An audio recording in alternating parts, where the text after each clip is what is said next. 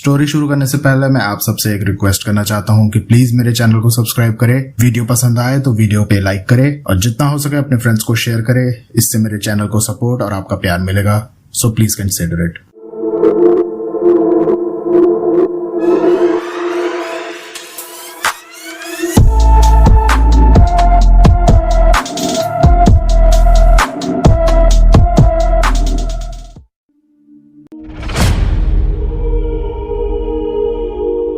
Hello everyone, खमागणी and welcome to the world of सोरागा। फिर से मैं आप लोगों के सामने मृगनयनी का एक और नया एपिसोड लेकर।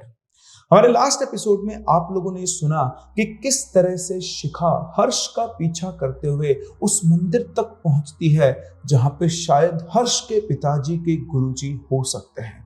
अब वो वहां है या नहीं ये तो शिखा भी अभी तक नहीं जानती, लेकिन मृगनयनी उससे कहती है कि तुम्हें अंदर नहीं जाना है, तुम यहीं से लौट जाओ। जो हमें पता करना था वो हमें पता लग चुका है और अब आगे क्या करना है वो मैं तुम्हें घर पहुंचकर बताऊंगी। और इसके बाद शिखा वापस से अपने घर लौट जाती है। और उसके बाद क्या हुआ क्या नहीं, आइए बढ़ते हैं आगे मृगनयनी के अपने इस एपिसोड में और देखते हैं क्या वाकई में शिखा सही जगह पहुंची थी या फिर वो सिर्फ एक चकमा था। कहानी में आगे बढ़े उससे पहले अगर आपके पास कोई रियल सुपरनेचुरल एक्सपीरियंस है या फिर कोई इंटरेस्टिंग स्टोरी है तो आप हमारे साथ हमारी इन दी गई आईडीज पर और साथ ही साथ इस व्हाट्सएप नंबर पर भी शेयर कर सकते हैं। इसी के साथ साथ हमारे सारे एपिसोड स्पॉटिफाई पर भी अवेलेबल है, आप वहां पर जाकर भी इन एपिसोड्स को और ऐसी अमेजिंग इंटरेस्टिंग स्टोरीज को सुन सकते हैं। और हाँ, अगर आपने चैनल को सब्सक्राइब नहीं किया है तो प्लीज चैनल को सब्सक्राइब जरूर करें, क्योंकि आपका सब्सक्रिप्शन ही हमारा मोटिवेशन है। आपको सिर्फ एक सब्सक्राइब बटन दबाना है, लेकिन उससे हमें बहुत हाई मोटिवेशन मिलता है और एंगेजिंग इंटरेस्टिंग कंटेंट बनाने का। तो अगर आपने चैनल को सब्सक्राइब नहीं किया है तो प्लीज सब्सक्राइब जरूर करें। अगले दिन हर्ष शिखा को फोन करता है, बोलता है कि तुम कहाँ पर हो, मुझे तुमसे बहुत अर्जेंट में मिलना है। शिखा बोलती है ठीक है मैं 1-2 घंटे में आती हूँ। तो हर्ष बोलता है नहीं 1-2 घंटे नहीं, तुम एक काम करो, तुम अपने घर की लोकेशन मुझे भेज दो, मैं तुम्हारे पास आता हूँ, तुम बताओ ना तुम्हें टाइम लगेगा और वैसे भी मुझे पता होना चाहिए कि तुम रहती कहाँ पर हो। तो शिखा बोलती है हाँ ठीक है कोई दिक्कत नहीं है, अच्छा है तुम ही आ जाओ, क्योंकि मैं अभी सो के उठी हूँ, मुझे फ्रेशन अप होना होगा और मुझे आने में मिनिमम 1.5 से 2 घंटे तो लगेंगे ही लगेंगे। तुम आ जाओ, मैं तुम्हारे लिए चाय और नाश्ता तैयार रखती हूँ। फोन काटने के बाद हर्ष अपने घर से निकलता है और करीबन आधे घंटे में वो शिखा के घर पहुंच जाता है। शिखा उसे अंदर बिठाकर चाय नाश्ता सर्व करती है और पूछती है कि आज ऐसा क्या हो गया कि तुम इंतजार ही नहीं कर पाए, सब कुछ ठीक तो है ना। तो हर्ष कहता है नहीं कुछ भी ठीक नहीं है, तुम्हें पता है कल मैंने गुरुजी से संपर्क स्थापित किया। तो शिखा बोलती है अच्छा, लेकिन मुझे कैसे पता होगा, तुमने तो मुझे मना किया था। तो हर्ष बोलता है हाँ मुझे पता है कि तुम इस बात को लेकर नाराज हो, लेकिन मैं तुम्हें बता रहा हूँ कि कल मैंने गुरुजी से संपर्क स्थापित करने की कोशिश की और उनके आदेश के अनुसार मैं एक मंदिर में गया जहां पर मुझे एक बाबा मिले और उन बाबा ने मेरी बात अपने पिताजी से करवाई। शिखा चौंक के बोलती क्या तुम्हारे पिताजी से, लेकिन तुम्हारे पिताजी की तो मौत हो चुकी है।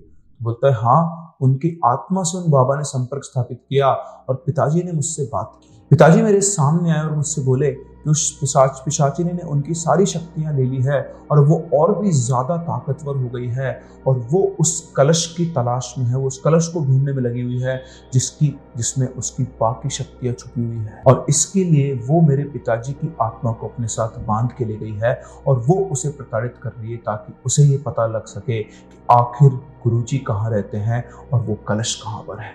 शिखा बोलती क्या तुम्हारे पिताजी की आत्मा उस पिशाचिनी के कब्जे में है। तो हर्ष बोलता है हाँ, और वो उन्हें बहुत दुख पहुंचा रही है, मुझे जल्दी से जल्दी उनको मुक्त करवाना होगा। लेकिन कैसे, क्या तुम्हें गुरुजी का पता चला? शिखा बोली। तो हर्ष उसे बोलता है हाँ मैंने गुरुजी से संपर्क स्थापित किया और गुरुजी ने आज रात मुझसे मिलने के लिए कहा है और तुम्हें भी मेरे साथ चलना है। उसकी बात सुनकर शिखा थोड़ा सा आश्चर्यचकित होती है और खुश होती है, बोलती क्या तुम मुझे गुरुजी से मिलाने लेकर चलोगे? हर्ष बोलता है हाँ मैंने तुमसे वादा किया था ना कि जैसे मुझे गुरुजी के बारे में पता चलेगा मैं तुम्हें भी अपने साथ लेकर चलूंगा और अब वो समय आ गया है, आज रात को 9 बजे हमें गुरुजी से मिलने चलना है। शिखा बहुत खुश होकर बोलती कि हाँ मैं बिल्कुल तैयार रहूंगी, तुम चिंता मत करो। उसके बाद हर्ष बोलता है ठीक है मुझे बाजार से कुछ सामान लेकर आना है जो गुरुजी ने मुझसे कहा है, मैं वो लेकर आता हूँ, तुम रात को तैयार रहना। हर्ष के जाने के बाद शिखा मृगनयनी को बुलाती है और उसके आते ही खुश होते उससे बोलती है कि हर्ष को उसके गुरुजी का पता लग गया है और आज रात वो मुझे वहां पर लेकर जाने वाला है, अब तुम्हारी मुक्ति बहुत दूर नहीं है। उसके बाद सुनकर मृगनयनी मुस्कुराते हुए कहती है मुझे अच्छे से पता था कि तुम ये काम कर लोगी, लेकिन इतना जल्दी इस चीज की मुझे अपेक्षा नहीं थी। शिखा हंसते हुए बोलती हाँ मुझे भी आज रात को हर्ष मुझे उसी मंदिर पर शायद लेकर जाएगा जहां पर कल हमने उसका पीछा किया था, और वहीं पे उसकी बात उसके गुरुजी से हुई थी। उसने ये भी बताया कि उसके पिता की आत्मा को उस पिशाचिनी ने अपना बंधक बना रखा है और वो उन्हें बहुत ज्यादा परेशान कर रही है, और इस वजह से भी हर्ष बहुत परेशान है और वो जितना जल्दी हो सकता है अपने पिताजी को उस पिशाचिनी के चंगुल से आजाद करवाना चाहता है। तुम मृगनयनी बोलती है, अच्छा, इसका मतलब ये है कि वो, इसका जो गुरु है वो उस मंदिर में नहीं रहता है, वो उसे वहां से कहीं और लेकर जाएगा। तो शिखा बोलती, हाँ, जितना मुझे पता है उसके हिसाब से तो यही लगता है, बाकी क्या सच्चाई है वो तो मुझे वहां पर पहुंच के ही पता लगेगा। मृगनयनी बोलती है, ठीक है, मैं उस मंदिर के अंदर तो नहीं जा सकती हूँ, लेकिन मैं तुम्हारे आसपास ही रहूंगी, तुम उसके साथ आज उस मंदिर में जाओ। शिखा उससे बोलती है, तुम मंदिर में नहीं जा सकती हो? तुम मंदिर में क्यों नहीं जा सकते? तुम तो अप्सरा हो, तुम अगर कोई पिशाचिनी या चुड़ैल होती तो मंदिर में नहीं जा सकती थी। तो मृगनयनी बोलती है कि वो मंदिर कीलित है और इस वजह से मैं उसके अंदर नहीं जा सकती हूँ, वहां तुम्हें अकेले ही जाना होगा और वहां जो भी कुछ होगा उसे हम देखेंगे। हाँ, एक बात और, तुम जब वहां पर जाओ तो ये अंगूठी साथ में लेकर मत जाना, हो सकता है कि वो इस अंगूठी को देखकर इसका दुरुपयोग कर ले। वैसे मैं तुम्हारे आसपास ही रहूंगी मंदिर के बाहर। शिखा मृगनयनी से कहती है, ठीक है। इसके बाद मृगनयनी वहां से चली जाती है। शाम तक इंतजार करके करीबन 8 बजे के आसपास शिखा हर्ष के घर पहुंचती है। उसके आने के बाद हर्ष उसे कपड़ों की एक जोड़ी देता है जो कि सफेद कलर का सलवार सूट होता है, और वो शिखा से कहता है कि तुम ये कपड़े पहन लो, क्योंकि उस मंदिर के अंदर हम इन कपड़ों के बिना नहीं जा सकते, तुम्हें सफेद कपड़े पहनने होंगे। हर्ष के कहे अनुसार शिखा उन कपड़ों को पहनती है। हर्ष और शिखा दोनों उन सफेद कपड़ों के अंदर वापस से निकल पड़ते हैं उस मंदिर की तरफ, और उनके पीछे पीछे चल रही होती है मृगनयनी। वहां पहुंचकर शिखा और हर्ष दोनों मंदिर के अंदर जाते हैं, और अंदर जाकर जैसा शिखा ने पहले बाहर से देखा था कि बहुत ही छोटा सा मंदिर था, जब वो अंदर पहुंचती तो अंदर जाकर देखती कि मंदिर में घुसते ही अंदर सामने काल भैरव की मूर्ति लगी हुई थी, जिनके चरणों के अंदर एक कपाल रखा हुआ था जिसके ऊपर भस्म लगी हुई थी और उस पर एक काले रंग का तिलक हो रखा था। हर्ष ने वहां झुककर उस मूर्ति को प्रणाम किया और शिखा से भी कहा प्रणाम करने को। प्रणाम करने के बाद एक पुजारी जी वहां पर आए और उन्होंने उन दोनों को इशारा किया उस मूर्ति के पीछे जाने का। हर्ष शिखा को लेकर उस मूर्ति के पीछे पहुंचा, और जैसे शिखा की नजर पड़ी उस मूर्ति के पीछे, तो वहां पर मूर्ति के जस्ट पीछे एक छोटा सा दरवाजा सा बना हुआ था जो कि जमीन के अंदर की तरफ यानी बेसमेंट की तरफ जा रहा था। उसका दरवाजा खुला हुआ था और उससे लकड़ी की सीढ़ियां नीचे जा रही थी। वो जगह इतनी छोटी थी कि एक बार में सिर्फ एक ही आदमी उन सीढ़ियों से नीचे उतर सकता था। तो पहले हर्ष नीचे उतरा और उसके पीछे पीछे शिखा। उतरने के बाद उन्हें एक रास्ता दिखाई दिया जो कि एक सुरंग की तरह था, और रास्ता इतना सकड़ा था कि एक आदमी ठीक से खड़ा रह पाए। ये रास्ता अंदर की तरफ जा रहा था और रोशनी के नाम पर बीच बीच में कुछ दिए जले हुए थे। हर्ष आगे आगे चल रहा था, शिखा पीछे पीछे, और उनके पीछे चल रहा था वो पुजारी जो उन दोनों को वहां लेकर आया था। थोड़ी दूर चलने के बाद वो सुरंग एक बड़े से कमरे के अंदर खुली जहां पर काल भैरव की बहुत बड़ी सी मूर्ति रखी हुई थी। वो जो काल भैरव की बड़ी सी प्रतिमा थी, उस प्रतिमा के नीचे ही एक बहुत ही तेजस्वी बाबा बैठे हुए थे, जिनके पास में 2 कलश रखे हुए थे, और ये वही कलश थे जो पहली बार शिखा ने हर्ष के पिताजी के सामने जब वो यज्ञ और पूजा कर रहे थे, जब पिशाचिनी ने मारा था, तब उसने देखा था। कलश को देखकर वो चौंक गई। उन गुरुजी को देखते ही हर्ष दौड़ते हुए रोता हुआ उनके चरणों में गिर गया। रोते हुए बोला, गुरुजी, कब से मैं आपको ढूंढ रहा हूँ, पिताजी की मृत्यु के बाद से मैं आपको ढूंढने में लगा हुआ हूँ। मेरे पिताजी की मृत्यु का बदला मुझे उस पिशाचिनी से लेना है, और ये काम सिर्फ और सिर्फ आप ही कर सकते हैं। आप ही उस पिशाचिनी का अंत कर सकते हैं। अगर उसे समाप्त नहीं किया गया तो पता नहीं वो और कितनी जाने लेगी। तो वो गुरुजी बोलते हैं, वो पिशाचिनी बहुत शक्तिशाली हो चुकी है, और इसीलिए तुम्हारे बाबा उसको अपने नियंत्रण में नहीं कर पाए और उसकी मृत्यु हो गई, उसे अपने प्राण गंवाने पड़े। लेकिन जिस क्षण ये हुआ उसी समय मुझे इस बात का पता लग गया था, और उसी समय मैंने निश्चय कर लिया था कि अब समय आ चुका है इस पिशाचिनी की शक्तियों और पिशाचिनी को भस्म करने का। यदि ये शक्तियां नहीं रहेगी, उन्होंने उस कलश की तरफ इशारा करते हुए कहा कि अगर ये शक्तियां नहीं रहेगी तो वो इनको पाने की लालसा में इस प्रकार मनुष्यों को काम में नहीं लेगी, और अंत में मैं उसे इस संसार से भी मुक्त करवा दूंगा। लेकिन उससे पहले मुझे उसकी इन शक्तियों का नाश करना होगा, और ये सब करने के लिए मुझे इस कन्या की आवश्यकता होगी।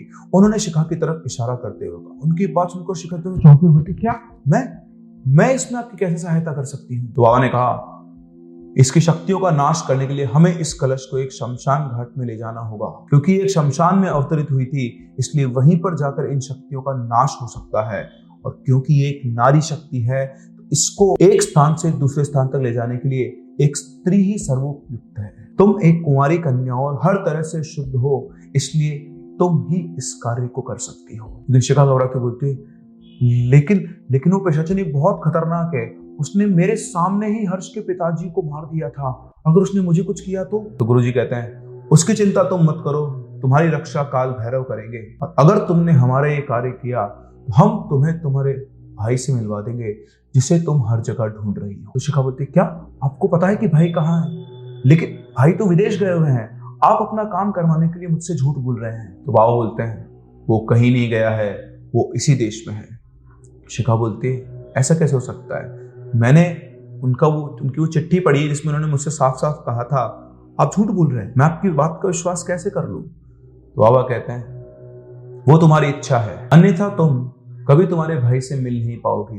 उसकी जान को भी उतना ही खतरा है जितना इस हर्ष की जान को है। तुम्हें क्या लगता है वो पिशाचिनी तुम्हारे भाई को छोड़ देगी? उसने उसे अपने माया जाल में फंसाया था ताकि वो इस कलश तक पहुंच सके, लेकिन वो ऐसा नहीं कर पाई। तुम्हारे भाई ने सांसारिक सुख पाने के लिए एक तांत्रिक विधि के द्वारा उस पिशाचिनी को मुक्त कर दिया था, और उसी समय उसने अपनी आत्मा को अनजाने में उस पिशाचिनी को समर्पित कर दिया। अपनी शक्तियां अर्जित करने के बाद वो उसे भी अपने साथ लेकर चली जाएगी, इसलिए तुम्हारा भाई भी जीवित नहीं बचेगा। उनकी बात सुनकर शिखा बुरी तरह घबरा जाती है और वो इस काम के लिए मान जाती है। उनसे पूछती कि अच्छा बताइए कि मुझे करना क्या होगा? गुरुजी कहते हैं, कल अमावस्या है और हम ये प्रक्रिया कल करेंगे। कल रात 12 बजे हम इस कलश को लेकर शमशान में जाएंगे और वहां पर इसकी शक्तियों का नाश कर देंगे। इतना कहने के बाद हर्ष बोलता है, गुरुजी आप चिंता ना करें, शिखा ये कार्य जरूर करेगी, क्योंकि ये भी चाहती है कि उस पिशाचिनी का अंत हो। तो गुरुजी कहते हैं, ठीक है, तो फिर कल सही समय पर तुम यहाँ पर आ जाना, हम यहीं से चलेंगे और कल उस पिशाचिनी की शक्तियों का नाश करेंगे। इतना कहने के बाद गुरुजी दोनों को जाने का इशारा करते हैं। हर्ष और शिखा दोनों गुरुजी के पैर छूते हैं, फिर वापस से उस रास्ते से निकल जाते हैं। घर पहुंचने तक कोई किसी से कुछ बात नहीं करता है। घर पहुंचने के बाद हर्ष शिखा से बोलता है कि मैं तुम्हें घर छोड़ाऊं। शिखा बोलती, नहीं तुम चिंता मत करो, मैं अपने आप यहाँ से चली जाऊंगी। हर्ष बोलता है, ठीक है, कल शाम को मैं तुम्हें लेने आ जाऊंगा, तुम ध्यान से जाना। इतना कहकर शिखा वहां से निकलती है। निकल के वो कैब करती है, अपने घर पहुंचती है और घर पहुंचते सीधा वो अपनी अंगूठी निकालती है और मृगनयनी को बुलाती है। जैसे मृगनयनी आती है, वो मृगनयनी को सारी बातें बताती है, सारी डिटेल्स देती है कि क्या क्या हुआ, उसने क्या देखा क्या नहीं देखा। और बाद में वो कहती है कि उन गुरुजी के पास 2 कलश थे, एक कलश में उस पिशाचिनी की शक्तियां थी और शायद जो वैसा का वैसा दूसरा कलश था उसमें तुम्हारी शक्तियां हैं। कल अमावस्या की रात है और कल वो उस पिशाचिनी की शक्तियों को एक शमशान में जाकर खत्म कर देंगे। उन्होंने कहा कि उन शक्तियों को एक स्थान से दूसरे स्थान पर ले जाने के लिए एक कन्या ही सर्वोपयुक्त है, और इसलिए उन्होंने एक काम मुझे करने को कहा है। एक बार उस पिशाचिनी की शक्तियां खत्म हो जाएंगी, भस्म हो जाएंगी, तो मैं गुरुजी से इस चीज के लिए प्रार्थना करूंगी, उनसे रिक्वेस्ट करूंगी कि वो तुम्हारी शक्तियां भी तुमको वापस कर दें। मृगनयनी मुस्कुराते हुए कहती है, तुम्हें लगता है तुम्हारा ये कहने से वो तुम्हें वो कलश वापस दे देंगे और मुझे अपनी शक्तियां वापस मिल जाएगी? तो वो कहती, हाँ मुझे ऐसा लगता है, क्योंकि वो गुरुजी बहुत ही तेजस्वी हैं और शायद वो सबका भला चाहते हैं। तो वो बोलती, अच्छा तुमने उनको देखा? बोलती, हाँ मैंने उनको देखा, वो है तो उम्र दराज, लेकिन उनके चेहरे के ऊपर जो तेज है वो बिल्कुल जैसे एक जवान इंसान होता है उस तरह से है, और वो देखने में ही ऐसा लगता है कि बहुत सारी शक्ति है, बहुत सारी सिद्धियां हैं।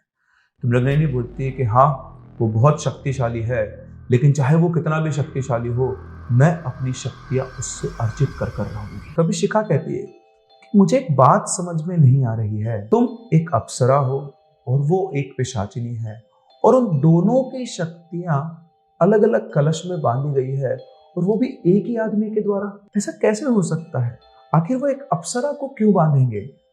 मैंने जितना उनको देखा है, उनको देखकर ऐसा तो नहीं लगता कि अपने मतलब के लिए किसी अप्सरा की शक्तियों को बांध लें। तो मृगनयनी कहती है, तुम्हें क्या लगता है, तुम किसी को देखकर ये बता सकती हो कि वो सही है या फिर वो गलत है?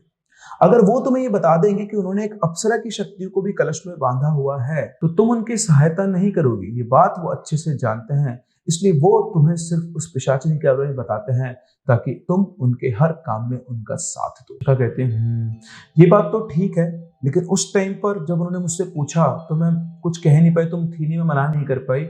मुझे समझ में नहीं रहा कि मुझे क्या करना है क्या नहीं। क्या कल मुझे वहां जाना चाहिए और कुछ गलत हो गया तो? मुझे समझ में आया कि अगर मैं वहां कहीं कल गई तो मुझे करना क्या होगा। तो मृगनयनी बोलती तुम घबराओ मत, तुम्हें कल वहां जाना है। वो कलश वहां से बाहर निकलेंगे, उसके बाद ही कुछ हो सकता है। मैं तुम्हारे साथ हूं, तुम बिल्कुल मत घबराओ।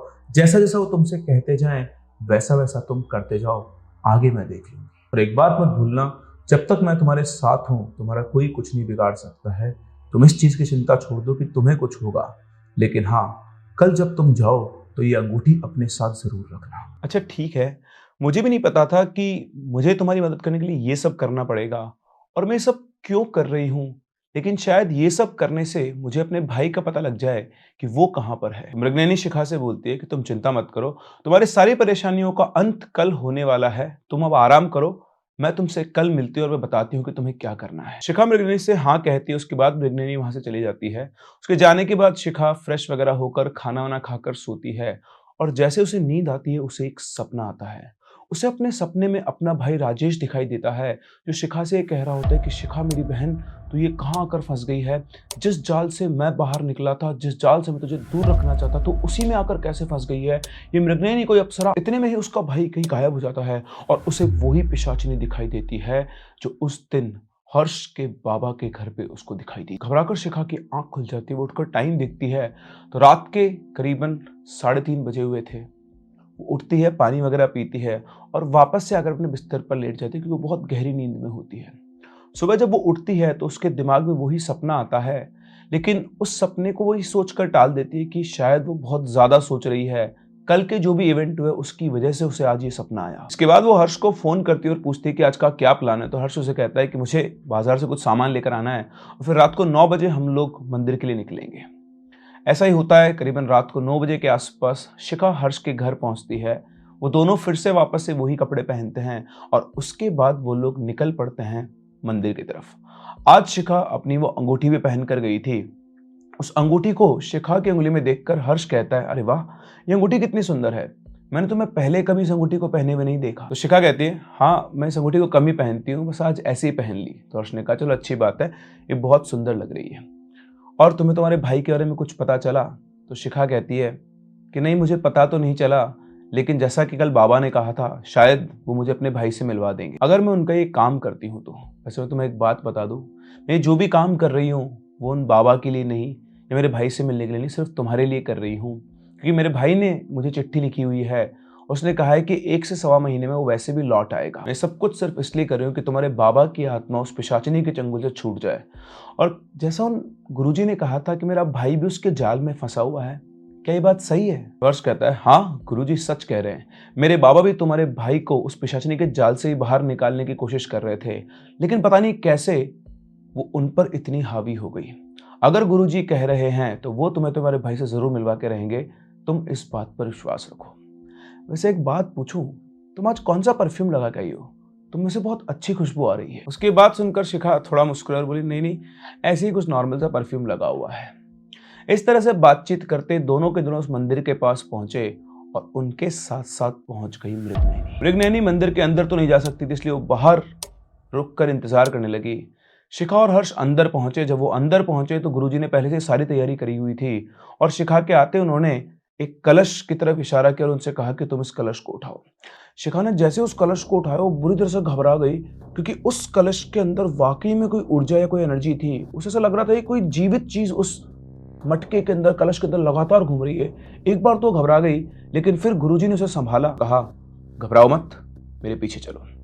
इसके बाद शिखा उस कलश को लेकर गुरुजी के पीछे चलने लगी।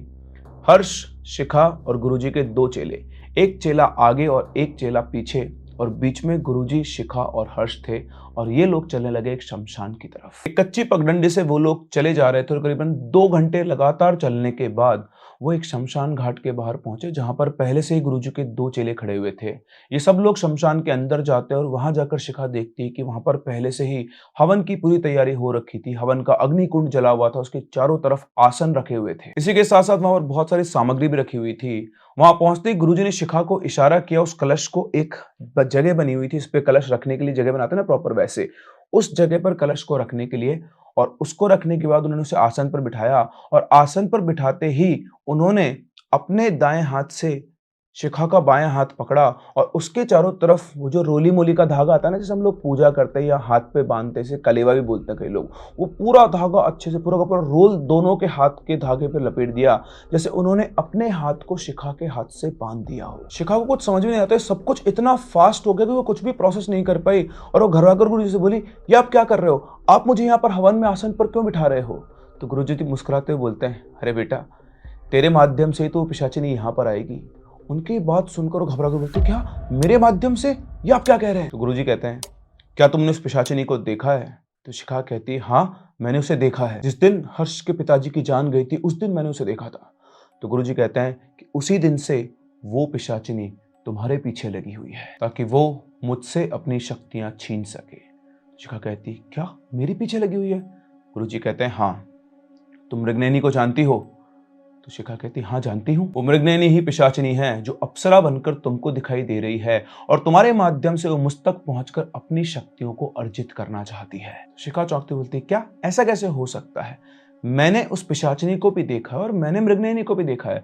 मृगनयनी तो बहुत सुंदर है, वो मेरी बहुत मदद करती है और आपने ही उसकी शक्तियों को भी इसी तरह से बंद कर रखा है। गुरुजी हंसते हुए बोलते हैं, अबोध बालिका, तू खुद सोच, दोनों की शक्तियां मैं एक ही कलश में कैसे बंद कर सकता हूं? तो शिखा कहती है, मुझे मृगनयनी ने बताया कि आपने धोखे से उसकी शक्तियों को भी इसी तरह से कलश में बंद किया हुआ है। गुरुजी हंसते और बोलते हैं, हाँ बेटा, ऐसा उसने तुझे बताया है, लेकिन आज दूध का दूध और पानी का पानी हो जाएगा। ये जो अंगूठी तुमने धारण की हुई है, जरा इसके द्वारा उस मृगनयनी को बुलाओ तो सही। शिखा उनकी बात सुनकर घबरा जाती है कि उनको ये सब पता है। तो गुरुजी बोलते हैं, तुम डरो मत, मुझे तो पहले दिन से ही पता था, उसने तुम्हें अपने पाश में बांध लिया है और तुम्हारे द्वारा हर्षानंद के माध्यम से वो ये पता करना चाहती है कि मैं कहाँ रहता हूँ और मुझसे वो ये शक्तियां अर्जित करना चाहती है। तो चलो आज उसकी इस इच्छा को भी पूरी कर देते हैं, जरा बुलाओ उसे। शिखा कुछ बोल पाती उससे पहले ही वहां पर एक आवाज गूंजती है, मैं तेरे सामने ही हूँ पाखंडी, तू इस बच्ची को झूठी कहानी सुनाकर मेरे विरुद्ध कर रहा है। सबकी नजर उस आवाज पे गई तो सामने बहुत ही सुंदर मृगनयनी खड़ी हुई थी। मृगनयनी शिखा की तरफ देखते बोलती है कि ये पाखंडी झूठ बोल रहा है, मैं एक अप्सरा हूं, इसने छल से मेरी शक्तियों को अपने कलश के अंदर बांध लिया है। ये चाहता है कि तुम मेरी सहायता ना करो, इसलिए ये तुम्हें मेरे विरुद्ध कर रहा है। पिशाचिनी मैं नहीं हूं, असली पिशाचिनी तो वो उस पेड़ के ऊपर बैठी हुई है। उसने एक पेड़ की ओर इशारा किया और जैसे शिखा ने उस पेड़ की तरफ देखा, उसमें मुझे चीख निकल गई। सभी लोगों ने उधर देखा तो पेड़ के ऊपर वो पिशाचिनी बैठी हुई थी और यहाँ पर जो भी कुछ चल रहा था उस सबको देख रही थी। ये सुनते गुरुजी पेड़ की तरफ घूमे, उनके पेड़ की तरफ घूमते हुए पिशाचिनी सीधा पेड़ से नीचे आके हवन कुंड के पास खड़ी हो गई। गुरुजी की तरफ हंसते हुए बोली, क्यों रे पाखंडी, आज तू मेरे सामने आया है, कब से तू मुझसे भाग रहा है? मैं अपनी शक्तियों को कब से ढूंढ रही हूं और आज जाकर ये मेरे सामने आई है। उस कलश की तरफ देखते हुए पिशाचिनी बोली। गुरुजी बोलते हैं, मुझे लगा था कि तू उस अंगूठे से कभी बाहर नहीं आ पाएगी, लेकिन तूने उससे बाहर निकलने का मार्ग ढूंढ लिया और सिर्फ इतना ही नहीं, तूने इन दोनों बहन भाइयों को अपने जाल में फंसा लिया और मेरे प्रिय शिष्य की हत्या तक कर दी। तुझे अपनी इस करनी का फल चुकाना होगा। तो उससे पहले इस अबोध कन्या को ये आभास करवाना होगा कि तू और ये अप्सरा मृगनयनी एक ही हो। इतना कहने के बाद गुरुजी अपने एक चेले को आवाज लगाते हैं, उसे लेकर आओ। और तभी उनका एक चेला एक इंसान को पकड़कर शिखा के सामने लेकर आता है और वो इंसान कोई और नहीं, उसका भाई राजेश था। शिखा बोलती है, भाई तुम यहाँ? और उसको देखकर एक बार के लिए मृगनयनी भी सकपका जाती है। उसको देखते ही राजेश बोलता है कि शिखा मेरी बहन, तू कैसे इस पिशाचिनी के जाल में फंस गई? इसने तुझे मारने की धमकी देकर मुझसे अपना काम करवाया था, तुझे बचाने के लिए तो मैंने ये सब किया था और तू इसी के जाल में फंस गई। मेरी बहन, ये दोनों अलग अलग नहीं है, ये एक ही है, ये मृगनयनी ही पिशाचिनी है, ये तेरे साथ खेल रही है।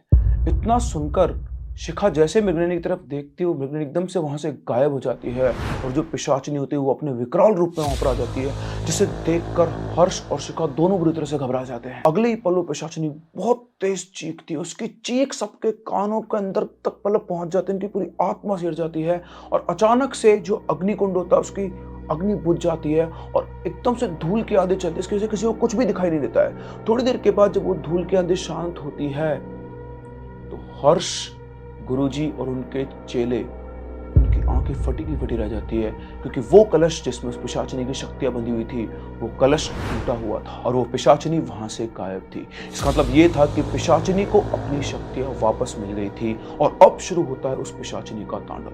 अगले ही पल अचानक सिर से बहुत तेज हवा चलती है और जो गुरुजी आसन पर बैठे हुए तो ऐसे कैसे हवा में उड़ जाते हैं। उनका एक हाथ शिखा के हाथ से बंधा हुआ तो इस तरह से हवा में तो शिखा भी उनकी तरफ खींची हुई जा रही थी, लेकिन तभी कुछ ऐसा होता है जिसकी किसी को उम्मीद तक नहीं थी। शिखा ने अपना हाथ यूं खींचा और वो गुरुजी जो अभी हवा में थे सीधे से वापस से अपने आसन के ऊपर आकर बैठ गए। उनके बैठते शिखा के सारे बाल खुल जाते और उसकी आंखें से ऊपर की ओर चढ़ जाती है और शिखा अपने दूसरे हाथ से उस हवन कुंड की तरफ से इशारा करती है और हवन कुंड की अग्नि वापस से जल उठती है और फिर शुरू होता है एक अदृश्य शक्तियों का युद्ध। उस जगह पर किसी को कुछ भी दिखाई नहीं दे रहा था, लेकिन सिर्फ और सिर्फ आवाजें सुनाई आ रही थी दो स्त्रियों के आपस में लड़ने की। ऐसा लग रहा था कि दो स्त्रियां आपस में लड़ रही है और एक स्त्री दूसरी स्त्री के ऊपर भारी पड़ रही है, जैसे एक स्त्री अट्टहास से, ऊर्जा से और गुस्से से किसी दूसरी स्त्री को मार रही हो और दूसरी स्त्री पीड़ा में चिल्ला रही हो। ये स्त्रियां कौन थी? इनमें से एक के बारे में तो सबको पता था, लेकिन दूसरे के बारे में किसी को कुछ भी नहीं पता था। और फिर से एक चमत्कार होता है, वो जो टूटा हुआ कलश था वो अपने आप जुड़ जाता है और उसके बाद शिखा गुरुजी की तरफ देखती है और उनके सर के ऊपर अपना हाथ रखती है, जैसे कोई माँ अपने बच्चे को आशीर्वाद दे रही हो। उसके बाद वो अपना हाथ ऐसे आगे करती है, अपनी जीभ निकालती है और ऐसे करके गुरुजी की तरफ कुछ इशारा करती है। उनके ऐसा करते हुए गुरुजी उस अंगूठी को शिखा की उंगली से निकालते हैं और अपने हाथ पर रख देते हैं। जैसे ही गुरुजी उस अंगूठी को अपने हाथ पर रखते हैं, शिखा फिर से हवा में अपना हाथ लेकर जाती है और एक प्रकाश पुंज मतलब एक लाइट का छोटा सा सोर्स जैसी कोई चीज होती है उसको पकड़ के लाती है और सीधा गुरुजी के हाथ में रखकर इस तरह से उसे बंद कर देती है। और इतना करने के साथ साथ शिखा का शरीर एकदम से बिल्कुल ढीला पड़ जाता है और वो बेहोश हो जाती है। गुरुजी शिखा को संभालते हैं, उसे होश में लाते हैं और फिर जो उन्होंने अपना हाथ शिखा के हाथ से बांधा हुआ था उस पूरे धागे को वो खोल देते हैं। यहाँ क्या हुआ क्या नहीं, जैसे आपको समझ में नहीं आया वैसे वहां किसी को भी समझ में नहीं आया था। सभी लोग हक्की बक्की होकर गुरुजी की तरफ देख रहे थे और उनकी इन आश्चर्य भरी नजरों को देखते हुए गुरुजी ने कहा, घबराओ मत, वो पिशाचिनी वापस से इस अंगूठी में कैद हो गई है और उसकी सारी शक्तियां वापस से इस कलश के अंदर आ गई है और इस बार इस कलश को मैं ऐसी जगह पर भेजूंगा जहां से कभी कोई इसे वापस नहीं ला पाएगा। तभी राजेश अपनी बहन को संभालता और गुरुजी से पूछता है कि इसे क्या हुआ था। तो गुरुजी बताते हैं कि मैंने अपनी साधना के द्वारा स्वयं माँ काली के एक अंश का आह्वान किया था इसके शरीर में, ताकि उस पिशाचिनी को वापस से बांधा जा सके। कुछ क्षणों के लिए शिखा के शरीर में माँ काली की ऊर्जा का एक लेश मात्र आया था, जिसने उस पिशाचिनी को वापस यहाँ पर बांध दिया। क्योंकि शिखा एक शुद्ध कन्या है, माता की ऊर्जा का अंश केवल उसके शरीर के अंदर ही आ सकता था। यदि शिखा नहीं होती तो ये काम नहीं हो सकता था। और अगर इसके बारे में तुम में से किसी को भी पहले बता देता तो हो सकता है कि उस पिशाचिनी को इसके बारे में पता लग जाता और वो कभी भी शिखा को यहाँ पर नहीं आने देती। अब तक उस पिशाचिनी को यही लग रहा था कि वो शिखा के माध्यम से अपनी शक्तियों को अर्जित कर लेगी, लेकिन वो ये नहीं जानती थी जितनी शक्तियां उसके पास है उससे कहीं अधिक शक्तियां माँ काली के पास है। मुझे पहले दिन से ही पता लग गया था कि वो शिखा को माध्यम बनाकर अपनी शक्तियों को अर्जित करना चाहती है और मैंने उसके ही जाल में फंसा दिया। तुम्हारी बहन बहुत शक्तिशाली है और साथ साथ बहुत भाग्यशाली भी है कि स्वयं माँ का अंश उसके शरीर में अवतरित हुआ। इसका आने वाला जीवन बहुत उज्जवल होगा और ये अपने परिवार का कल्याण करेगी। इसी के साथ साथ गुरुजी ने हर्ष से कहा, उसको एक ताबीज दिया, एक यंत्र दिया बना हुआ और उससे कहा कि बेटा ये यंत्र धारण कर लो। तुमने सांसारिक माया के चक्कर में आकर उस पिशाचिनी से अपनी आत्मा का समझौता कर लिया है। यह यंत्र तुम्हारी रक्षा करेगा, बस तुम्हें हर तरह के व्यसन यानी नशे को छोड़ना होगा और हर दिन देवी का पाठ करना होगा। अगर तुमने नहीं किया तो तुम्हारे जीवन पर संकट बना रहेगा। इसके बाद गुरुजी ने हर्ष की ओर देखा और उससे कहा कि बेटा अगर तुम चाहो तो मैं तुम्हें शिक्षा दे सकता हूँ और तुम्हारे पिता ने जो सिद्धियां प्राप्त की है उनका फल तुम्हें बहुत जल्दी मिलेगा। तुम एक अच्छे साधक बन सकते हो, लेकिन कुछ भी बोलने से पहले जान लेना कि कोई आसान कार्य नहीं है। तब हर्ष ने कहा, गुरुजी, पिताजी सदैव कहा करते थे कि इस विद्या को सीखना और इसका निर्वाह करना इतना आसान काम नहीं है, इसमें बहुत खतरा है। मैं हमेशा सोचता था कि वैसा क्यों कहते हैं, लेकिन आज मैंने अपनी आंखों से देख भी लिया है। और यदि मैं अपने परिवार की इस परंपरा का निर्वाह नहीं करूंगा तो आगे किसी और में इन शक्तियों से लड़ने की कोई शक्ति ही नहीं रहेगी, कोई ज्ञान ही नहीं रहेगा। ये मेरा सौभाग्य है कि मुझे आपसे सीखने को मिलेगा, मैं आपका शिष्य बनूंगा। और इस तरह से हर्ष गुरुजी के साथ गया, शिखा अपने भाई राजेश के साथ आ गई और मृगनयनी के साथ ही चला गया शिखा का वो सुंदर रूप। तो ये थी कहानी मृगनयनी की। गुरुजी ने उस कलश और उस अंगूठी का क्या किया ये तो किसी को भी नहीं पता, लेकिन आज के बाद कभी अगर आपको राह चलते से कोई अंगूठी मिले तो उसे अपने घर लाने से पहले सोच लेना कि कहीं उस अंगूठी में मृगनयनी तो नहीं है। वैसे अगर मैं आपसे पूछना चाहूं कि अगर आपको ऐसी कोई अंगूठी मिले या वाकई में आपको मृगनयनी मिल जाए तो आप उसे अपने साथ रखना चाहेंगे या फिर नहीं? कमेंट सेक्शन में अपने व्यूज मुझे जरूर बताएं। हम लोग मिलते हैं अपनी ऐसी इंटरेस्टिंग कहानी के अंदर। अगर आपको कहानी पसंद आई हो तो इसको शेयर जरूर करें। बहुत ही जल्दी मैं इसका एक पूरा कंपाइल्ड सिंगल वर्जन लेकर आने वाला हूं, जिसे आप कभी भी जब चाहें तो एक स्ट्रेच के अंदर मृगनयनी के सारे एपिसोड को सुन सकते हैं। आई होप आपको ये कहानी पसंद आई होगी। हम लोग मिलते हैं अपने अगली वीडियो में, तब तक के लिए keep loving and keep listening.